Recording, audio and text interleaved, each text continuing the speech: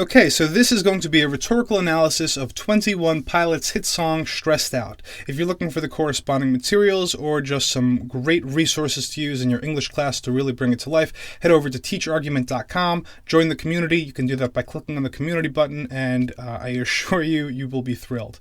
Now let's jump right into this rhetorical analysis. So presuming you have given this song a listen and you've checked out the video at least once through, we'll begin by sketching out the basics here: the speaker, the message, and the audience. So the speaker here is presumably the singer, the protagonist of the band, a male in his mid to late 20s. His message, at its most superficial, is echoed by the title of the song, that he is stressed out. This, of course, is only the very beginning of the message, and we'll get into that in a moment as we actually start to dig into the lyrics. But in short, the message is one about life, about growing up, and about some of the negatives, some of the undesirable consequences of that, particularly for the speaker, and perhaps the unnecessary consequences associated with becoming an adult in today's society. The audience, his listeners, right? In this case, it seems that he is targeting an audience that resembles him, and there doesn't appear to be an artificial audience in the song. It's not like he's singing to somebody specifically. It's more like he is singing to the folks who listen, right? To the folks who listen to the radio, who attend the concerts.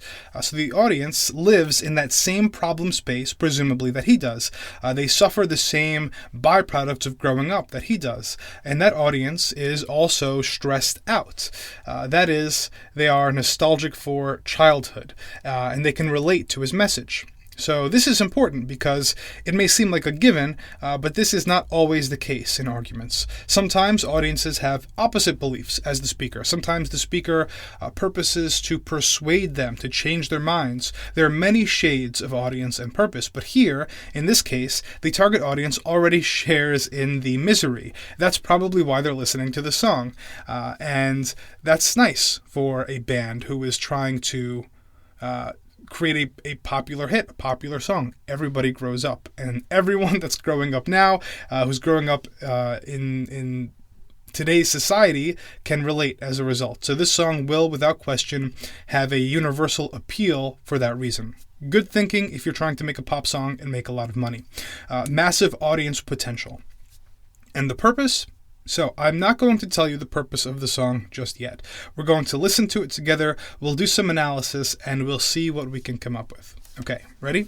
Let's go.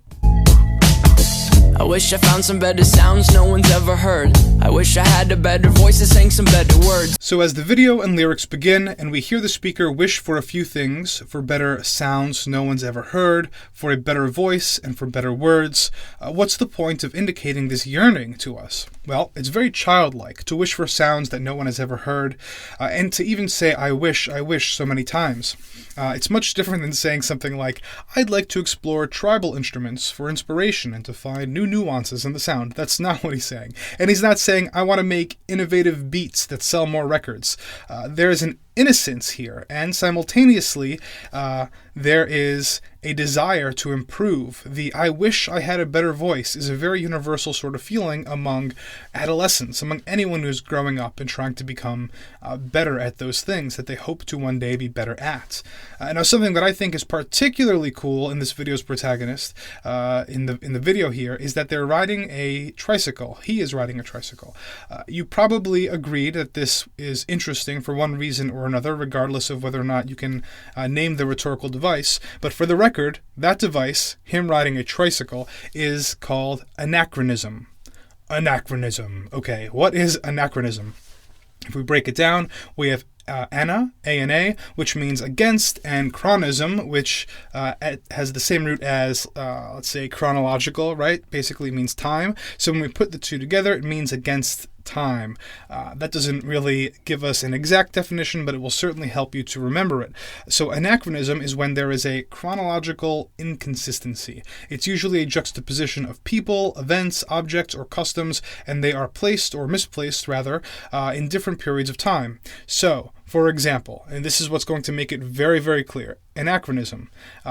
if you can picture an Egyptian pharaoh on a cell phone, that's an example of anachronism. The cell phone is misplaced in time. If you put Jay Gatsby on Twitter, that's another example of anachronism, right? They happen during different time periods. So here, the adult male on a tricycle, that's anachronism. The question becomes whether or not we have a name for the device, whether or not we can call it something, which we can, it's anachronism. The question is, what is the purpose of the device? Why use anachronism here in this way? Sometimes anachronism is used to show the universality of a concept or a theme. Sometimes it's used to draw stark contrasts. It truly depends on the context. Sometimes it's used to modernize things or to make things seem older. But here, in seeing how funny this guy looks on his trike, I'm thinking that this is precisely that. It's a matter of building a contrast. He looks very out of place here on that tricycle, and that seems to be the entire point. A less ridiculous-looking anachronism, like an ancient king on a cell phone, that has a different effect. The visual silliness here, it's pretty silly, emphasizes the speaker's being or feeling out of place in some kind of environment. If you were riding a two-wheeler or a motorcycle, it would be different. It would be a completely different case altogether. And if you were a toddler, that also would dramatically change this if it were footage of him as a child. So here they build a stark contrast using anachronism, and it starts to generate that out-of-placeness, that feeling of being out of place. This idea will become increasingly important as the argument continues, simply because we notice this anachronism and pretty much reject it as ridiculous. This is not unlike the act of growing up. When the childlike things you may want to do are perceived as ludicrous by society, by your friends, especially as you get older, and perhaps even by your family, even us, the audience, who share in those feelings about growing up being tough and who share in that nostalgia, are sitting here judging him, calling him out of place for choosing to ride a tricycle. Okay, lots of stuff. I wish I found some chords in an order that is new. I wish I didn't have to rhyme every time I sang. I love this little part here, and this is probably my favorite line in the song. It's very silly, but he says, I wish I didn't have to rhyme every time that I sang. Why do I love it? Well, the lyrics here are written in couplets. All of the lines rhyme. No one's heard and better words. Fears would shrink and people think. I was young and coming from. They all rhyme. That's the structure of the song. And that very largely dictates the kind of language that can be used in the song, right? It creates a tremendous limitation on the kind of words the speaker can use. Because if he says shrink, he must, in the next line, rhyme with shrink. And there are very few things he can say. It's a very limited pool of words that apply there. And singers don't usually break these rules, or at the very least, they very rarely do. They are locked into them. That is a structure that is not supposed to be broken, and we commend speakers, we commend singers and bands who are creative in the way in which they stay within those bounds, right? We think a rapper is brilliant or a singer is brilliant when they can create rhymes that we would not have necessarily thought of. It's creative conformity, and we value that, the conformity piece. But here, he just breaks the rule. The couplet is, I wish I found some chords in an order that is new. I wish I didn't have to rhyme every time that I sang. And so rather than to rewrite it in a way that fits, we see a flash of that childhood stubbornness and unwillingness to adhere to the rules that society pretty much just expects to be blindly followed. It continues to propel the image that's constructed here at the start of the song and the video, that the speaker is wearing his little kid shoes in this video and in these lyrics. I was told when I get older all my fears would shrink, but now I'm insecure and I care what people think. Now the speaker takes a pretty certain step forward. Suddenly we're looking back, and there's no question about it because the words are, I was told. I was told. And when we hear the substance there, I was told when I got older, all my fears would shrink, but now I'm insecure and I care what people think. It's really beginning to strike at the heart of the song's message, that growing up is tough, that the fears we have while growing up are real, that growing up doesn't make any of this better, that perhaps it is better to remain youthful and childlike and able to bend or break the rules, as they did, or as this guy did a few moments ago, able to remain naive and happy, and that insecurity is a real part of life as someone who is growing up and who is an adult. A moment ago, we were discussing how ridiculous he looks on a tricycle, and here we learned that he actually cares that we think he looks ridiculous on that tricycle. He is insecure about the fact that we are thinking he looks ridiculous. He bent the tricycle riding rule that we as society blindly impose, and we judged him, and he cares. We learned that he cares. So the message, is it that growing up stinks? Maybe a little. Is it that insecurity is a pervasive part of life as an adolescent and as an adult? Yes, for sure. Name's Blurryface and I care what you think. Okay, so let's get controversial in our analysis here. Blurryface. What's up with that? Why does he refer to himself as Blurryface? Well, there are probably 10,000 possible explanations for this, and that's the beauty of these analyses sometimes, that you can probably draw insight from so many different angles, and I encourage you to do that as you consider the name Blurryface yourself, but I will also share with you the first few places that my brain went when I heard the term Blurryface. So I immediately thought of a person whose face was literally blurred or censored, and the corresponding implications of that image. So number one, it allows us to project anyone into that person's shoes, right? Because we can't see their face, and so we don't know who they are. They could be anyone, and so we can project anyone in their place. Number two, that censorship often implies something much deeper, that there is a reason why people sometimes choose to blur or censor their faces, and in short, it's because they care what other viewers think, and so they don't want to be identified. You can see the thread of insecurity building here. It's very interesting stuff from Mr. Blurryface.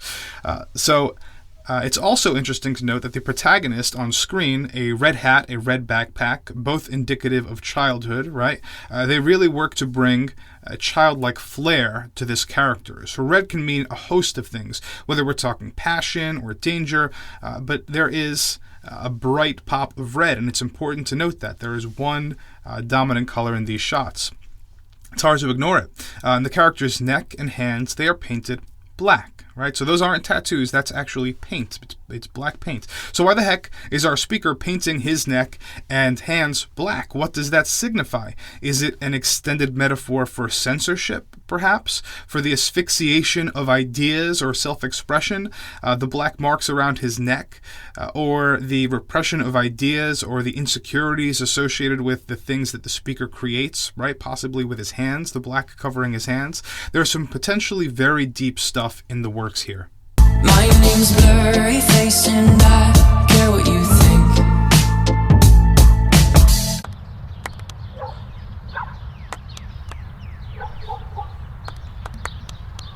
So this is a nice little scene. The chorus ends and abruptly pauses. We get a splash of childhood wedged into an otherwise Debbie Downer of a song. A handshake that's very playful, longer than we expect it to be, and perhaps a part of the speaker's own nostalgia.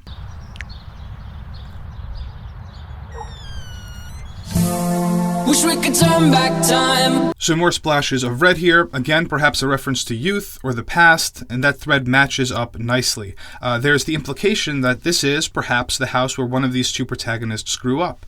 And the wall actually reads faith, family, friends. The kick drum has the band's name scribbled onto it as if a child had written it. Nothing formally printed as you might expect, especially from a band of this caliber.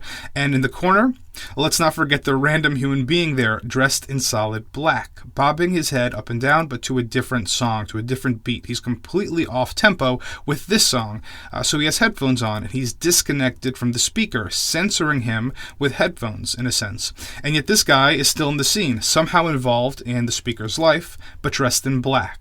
Black like the marks around his neck and his hands, the metaphor for censorship, for asphyxiation and repression in the name of insecurity is growing here. It's splashed all over that guy. To the good old days when the mama sang us to sleep, but now we're stressed out. So first, a description of the longing feeling that all human beings inevitably feel at one point or another.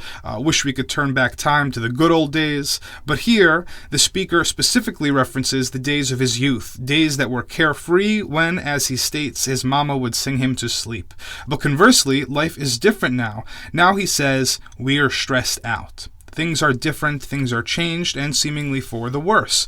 And what's more is, this change is almost impossible to avoid, for him and for anyone listening. He goes as far as to say, now we're stressed out, instead of now I'm stressed out. And this is a very important and, although subtle, difference. The audience's reaction to this would be much different if he had said, I'm stressed out. They'd say, yeah, okay, quit being a baby about it. But instead, he says, we are stressed out. And so in doing so, that little rhetorical maneuver there has the audience on his side, right? As a listener, you think to yourself, yes, that's right, we are stressed out. Also, note that he took his red hat off for this chorus. So if the hat had continued to represent what we hypothesized it might, childhood, that childishness, then it makes sense that he pulls it off for this chorus, as he nostalgically reflects on his present situation, the stress of it all, and wishes longingly for the past, for the days when he used to wear that hat and when his mama's singing would be enough to ease his worried mind. Wish we could turn back time to the good old days when the mama sang us to sleep, but now we're stressed out.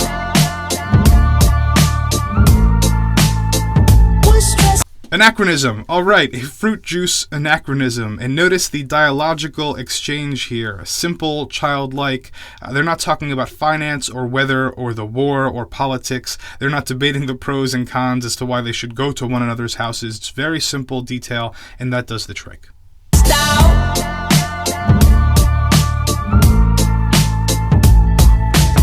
Sometimes a certain smell will take me back to when I was young. How come I'm never able to identify where it's coming from? Now, this isn't necessarily profound, but it's pretty dark. He begins by evoking that feeling that a smell can create for us. A common example of this is suntan lotion. The smell instantly triggers associations for us, right?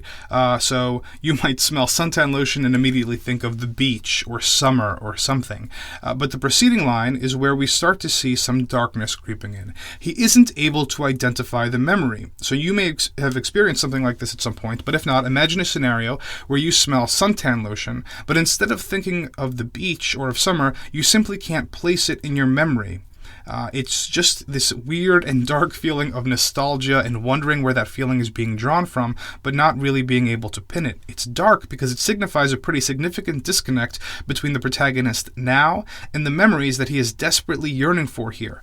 So sad isn't really strong enough a word to describe what's happening, and that really speaks to the power of nostalgia that's embedded in the speaker's message. It's something like sad, but it isn't sad. It's a little more powerful. I'd make a candle out of it if I ever found it. Try to sell it, never sell out of it. I'd probably only sell one.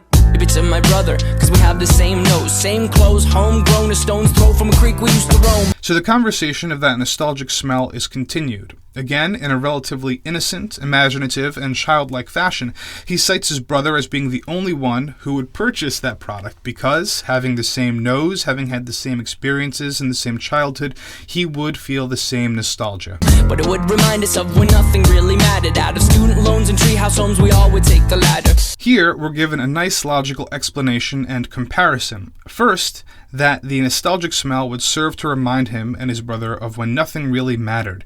And that's often what the sunscreen smell does for us, right? It makes us think of summer, but when you smell that in the winter, the feeling is nostalgic. It creates a deep want or yearning that is, to varying degrees, unobtainable. You can't just go to the beach in the winter. You have to kind of just sulk in that memory. And then the logic expands.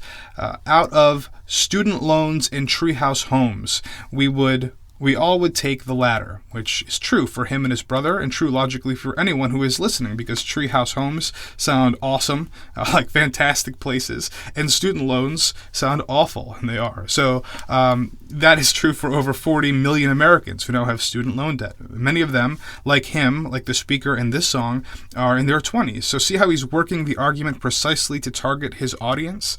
It certainly strikes a chord with that particular generation. My name's Blurryface and I care what you think.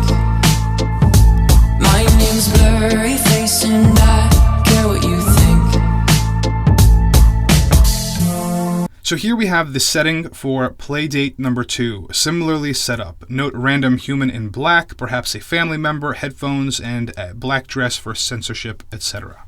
Wish we could turn back time to the good old days when the mama sang us to sleep, but now we're stressed out. Again, with the stress, we see the hat pulled off, the childhood fades away. Wish we could turn back time to the good old days when the mama sang us to sleep, but now we're stressed out. Used to play pretend. Wow, so a dramatic shift in imagery here, and this is very important. Both protagonists are wearing red from head to toe, the color we've spent quite a bit of time talking and thinking about, in that it sets them apart. It's somehow linked to their childhood. It's representing that nostalgic splash from the past.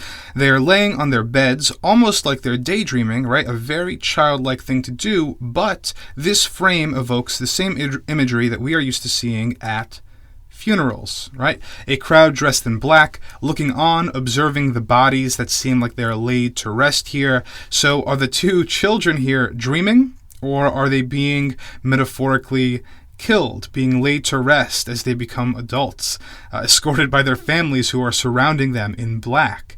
And once again, that color, right? The repression, asphyxiation, and insecurity, hands and throat. Give each other different names. We would build a rocket ship and then we'd fly it far away. Used to dream of outer space, but now they're laughing at the face, saying, wake up, you need to make money. First, we got a little reflection on imagination. Growing up, giving each other different names like Blurryface. Okay, interesting connection. But then we get the stark contrast from that, from dreaming of outer space to they're laughing at our face saying, wake up, you need to make money. Interesting that number one, they're laughing at our face when his name is Blurryface, when we are part of it, right? Because our face is not my face, but they're laughing at our face here. And interesting that they, in unison, are chanting, wake up, you need to make money. So this call to action by an outside party really comes out of nowhere. There's been no discussion of money anywhere in the song up until this point. And yet the audience, you and me who are listening to this, shouldn't feel like it's very abrupt, because we have known all along that that's part of the message. That's how deeply embedded it is in our notion, at least the American notion, of growing up. So that's part of what it means to grow up, at least for the audience that they're targeting. It means stress, it means student loans, it means a mortgage, it means a job that will also mean more stress because you can't lose or back out of that job because you have a mortgage and because you have student loans and so on, right? It's a cyclical sort of nightmare. It means everything that we associate with a commercial and materialistic money-craving culture. And that is the expectation placed on most people who grow up in the modern world today. Most of them, at least, especially in America. So places where they're targeting an audience with this song. And to go against this expectation in any capacity is viewed societally as ridiculous, usually, right? As out of place, as silly as riding a tricycle when you're 25 years old. That's nice, but get up, you need to go to work. You're 25, you're not a kid anymore. Stop riding a tricycle, go get a job. That's the message. Yeah. As the song and video proceed, we hear the chorus again and again. We see the onlookers, who we learn are the family members, apparently oblivious to their childishness, oblivious maybe to their hopes and their dreams, passively and obliviously just carrying on, only pressing for the guys in red to buckle to their pressures, their societal pressures, right, to wake up and to make money. In the final moments of the video, the protagonist's voice drops demonically low, and we see the whites of his eyes turn red. It's terrifying, right? Does it mean that he still holds a happy childhood inside of his heart? Probably not. It's probably much darker than that. That voice and those eyes evoke demonic imagery, and perhaps the notion that his nostalgia is one of his demons, or perhaps that childhood and innocence is a demon that truly haunts all of us, that haunts everybody.